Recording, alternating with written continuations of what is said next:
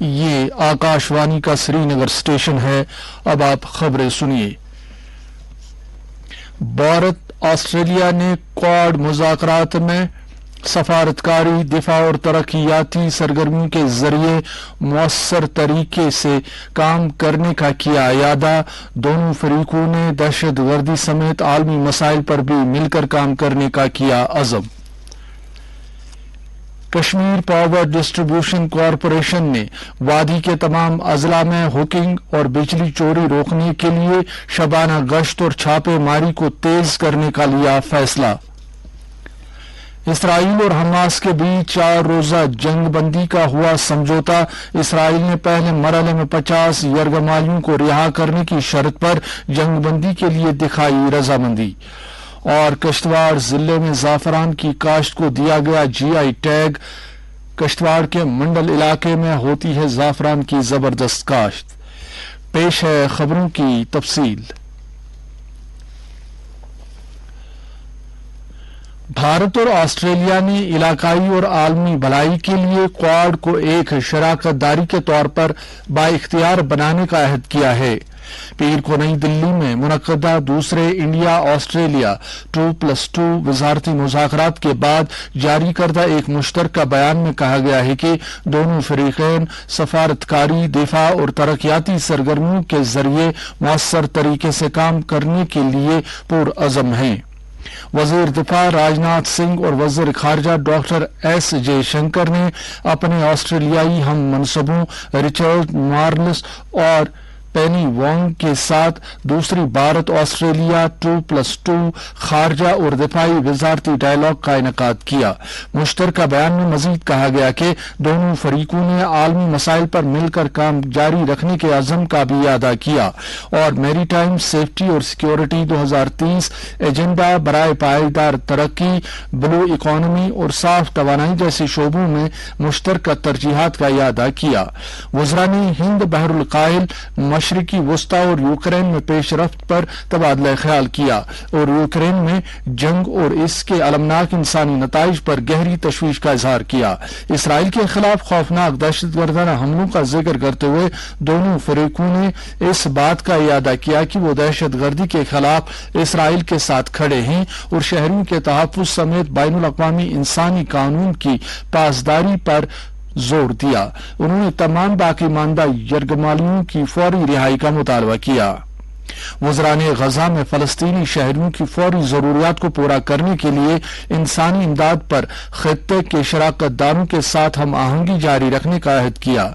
وزراء نے میانمار کی بگڑتی ہوئی صورتحال اور علاقائی سلامتی اور استحکام پر اس کے اثرات پر بھی گہری تشویش کا اظہار کیا اور بحران کو مذاکرات کے ذریعے حل کرنے اور وفاقی جمہوریت کی طرف منتقلی کا مطالبہ کیا۔ G20 کی ورچوئل سربراہ میٹنگ آج شام وزیراعظم نریندر مودی کی صدارت میں منعقد ہوئی۔ G20 کے شیرپا امیتابھ کانت نے سربراہ میٹنگ کے بارے میں نامہ نگاروں کو جانکاری دیتے ہوئے بتایا کہ 2.5 مہینے کے عرصے کے دوران دوسری بار وزیراعظم نے G20 رہنماؤں کی میٹنگ کی صدارت کی۔ انہوں نے کہا کہ اس سے عالمی سطح پر بھارت کی قوت اور مودی کی قیادت کی عکاسی ہوتی ہے۔ امیتابھ کانت نے کہا کہ 10 ستمبر کو نئی دلی میں G20 کی سربراہ کانفرنس کے اختتامی اجلاس کے دوران وزیراعظم نریندر مودی نے یہ اعلان کیا تھا کہ بھارت G20 کی اپنی صدارت کی مدت ختم ہونے سے پہلے G20 رہنماؤں کی ورچوئل سربراہ میٹنگ کا انعقاد کرے گا۔ امیتابھ کانت نے بتایا کہ ورچوئل سربراہ میٹنگ کے ذریعے نئی دلی سربراہ کانفرنس کے اہم چنندہ نتیجوں اور دیگر اہم امور کو آگے لے جایا گیا اور ساتھ ہی اس کے بعد رونما ہونے والے حالات و واقعات کا بھی جائزہ لیا جائے گا۔ بھارت کی G20 کی صدارت اس مہینے کی 30 تاریخ کو ختم ہو رہی ہے۔ اس کے بعد برازیل یہ ذمہ داری سنبھالے گا۔ اپنی آبائی ریاست اڈیشہ کے دوسرے دورے کے تیسرے دن صدر دروپدی مرمو نے آج برہما کماری ایشوریہ یونیورسٹی سمبل پور کے زیر اہتمام نئے ہندوستان کے لیے نئی تعلیم کے عنوان سے قومی تعلیمی مہم کا آغاز کیا۔ انہوں نے کہا کہ ایک بہتر معاشرے کی تعمیر کے لیے تعلیم ہمیشہ ضروری ہے۔ कौमी तालीमी पॉलिसी पर तवज्जो मरकूज करते हुए उन्होंने मादरी जबान में पढ़ाने पर जोर दिया, जिससे बच्चों की जहनी नशोनुमा में मदद मिल सकती है। सदर जमहूरिया ने अपने खिताब में कहा कि नई कौमी तालीमी पॉलिसी नए हिंदुस्तान की तामीर में अहम रोल अदा करेगी। टेक्नोलॉजी की अहमियत और सकाफत के तहफ्फुज पर जोर देते हुए उन्होंने कहा कि हिंदुस्तान की तरक्की टेक्नोलॉजी और सकाफती अक़दार के इत्तेहाद से ही मुमकिन है।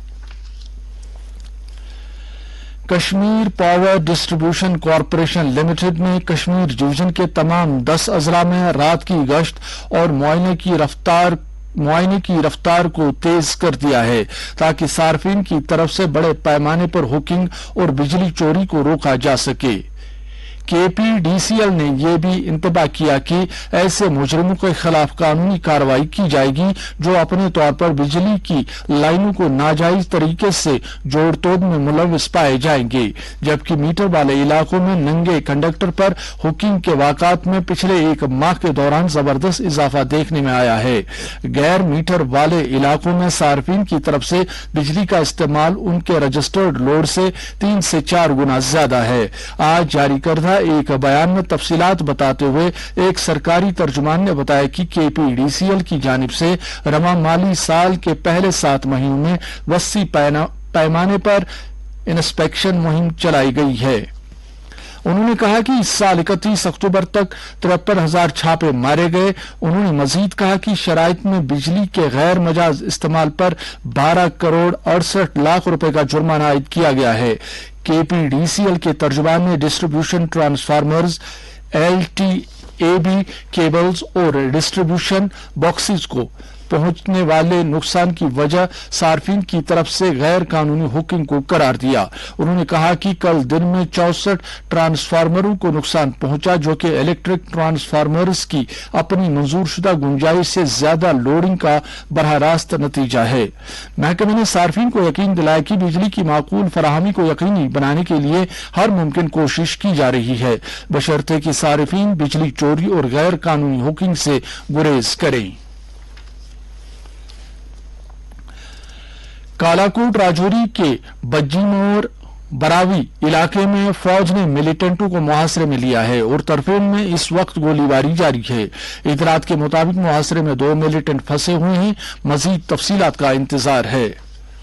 बेमिना श्रीनगर में पुलिस और CRPF ने मिलिटेंटों के 2 मुआवनतकारों को गिरफ्तार किया है। श्रीनगर पुलिस को कल बेमिना बाईपास पर मुश्तबा अफराद की नकलो हरकत की इतला मिली। इस इतला पर श्रीनगर पुलिस और CRPF की QRT की मुश्तरका टीम ने कार्रवाई करते हुए नाका लगाकर एक कार से इन दोनों अफराद को गिरफ्तार किया। तलाशी के दौरान दोनों अफराद के कब्जे से असला और गोली बारूद बरामद किया गया है। जम्मू कश्मीर हज कमेटी की चेयरपर्सन सफीना बेग ने आज जम्मू कश्मीर हज कमेटी का 17वें इजलास की हज हाउस बेमिना श्रीनगर में सदारत की। चेयरपर्सन ने इजलास की शुरुआत में जम्मू कश्मीर हज कमेटी की 16वीं मीटिंग में लिए गए फैसलों का मुकम्मल जायजा लिया। इस मौके पर हज 2023 के दौरान हाजियों को दरपेश मसाइल, खादिमुल हुज्जाज के किरदार और इस्लाह के दायरे कार का पर तफसीली बातचीत हुई। चेयरपर्सन ने इजलास के शुरका से हज 2024 को बेहतर बनाने के लिए उठाए जाने वाले इकदामात के हवाले से तजावीज भी तलब की। वज़ीर-ए-आज़म नरेंद्र मोदी की जानिब से 15 नवंबर को कबायली इलाकों के लिए झारखंड के खूंटी से शुरू की गई विकसित भारत संकल्प यात्रा अपने मुल्क की मरहले में दाखिल हो गई है। पंजाब में गवर्नर बनवारी लाल पुरोहित ने पंजाब राजभवन से झंडी दिखाकर यात्रा का आगाज किया। पंजाब में विकसित भारत संकल्प यात्रा के आगाज से हुकूमत के इस अहद की अक्कासी होती है कि सरकार की सभी स्कीमों का फायदा हर शहरी तक पहुंचे। इस यात्रा का मकसद सरकार की सभी स्कीमों का फायदा हर किसी तक पहुंचाना है, जिससे सबकी शमूलियत वाली तरक्की की खातिर पुख्ता इकदामात की अक्कासी होती है। मुस्तफीद अफराद के साथ बातचीत, ग्राम पंचायत की हुसूलियाबी का जश्न मनाना और सेहत से मुतल्लिक कैंप जन भागीदारी की मुख्तलिफ तकरीबात में शामिल हैं। विकसित भारत संकल्प यात्रा का मकसद सफाई सुथराई, इक्तिसादी खदमात, बिजली, मकानात के बारे में बेदारी पैदा करना और फलाह व बहबूद से मुतल्लिक स्कीमों के फायदे हर किसी तक पहुंचाना है। اسرائیلی کابینہ نے حماس کے ساتھ 4 روزہ جنگ بندی سے متعلق سمجھوتے کو منظوری دے دی، جس کے سبب جنگ سے بدحال غزہ میں لڑائی عارضی طور پر رک جائے گی۔ سمجھوتے کے تحت حماس اپنے قبضے سے تقریباً 240 یرغمالیوں میں سے 50 کو رہا کرے گا۔ اسرائیل نے کہا ہے کہ وہ ہر 10 یرغمالیوں کی رہائی کے عوض مزید 1 دن کے لیے جنگ بندی میں توسیع کرے گا۔ امید ہے کہ یرغمالیوں کے پہلے گروپ کی رہائی کل ہوگی۔ اسرائیل نے غزہ میں مزید ایندھن اور بڑے پیمانے پر انسانی بنیاد پر امداد بھیجنے جانے کی بھی اجازت دے دی ہے۔ اس سے پہلے اسرائیل نے غزہ میں ایندھن اور امداد بھیجے جانے پر روک لگا دی تھی، کیونکہ اسے خدشہ تھا کہ اس سے حماس کو فائدہ ہو سکتا ہے۔ کابینہ کی ووٹنگ سے پہلے وزیر اعظم بنجامن نیتن یاہو نے کہا ہے کہ جنگ بندی کی مدت گزر جانے کے بعد اسرائیل حماس کے خلاف پھر سے کارروائی شروع کرے گا۔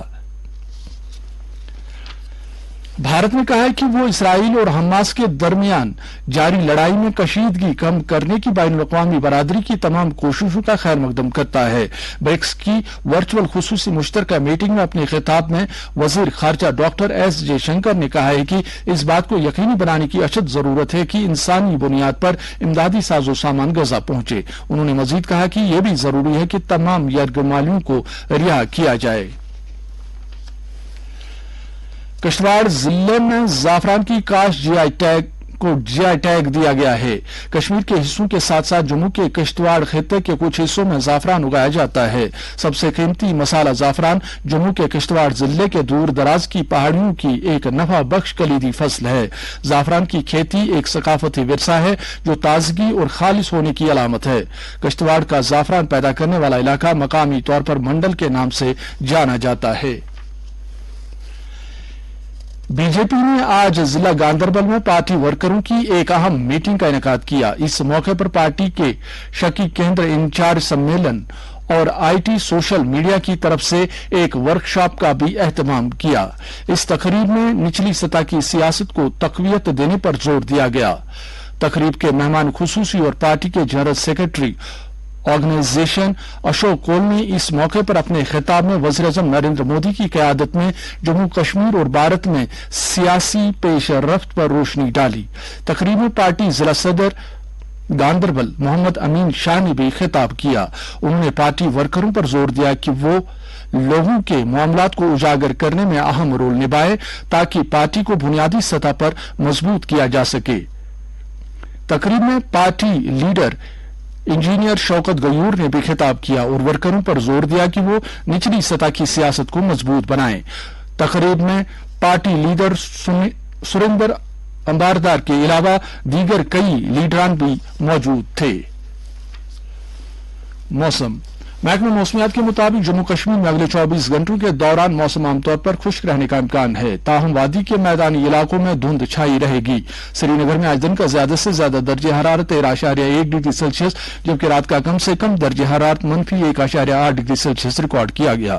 جموں میں آج دن کا زیادہ سے زیادہ درجہ حرارت 24 ڈگری سیلسیس جبکہ رات کا کم سے کم درجہ حرارت 10.6 ڈگری سیلسیس ریکارڈ کیا گیا۔ اس کے ساتھ ہی خبروں کا یہ بلیٹن ختم ہوا۔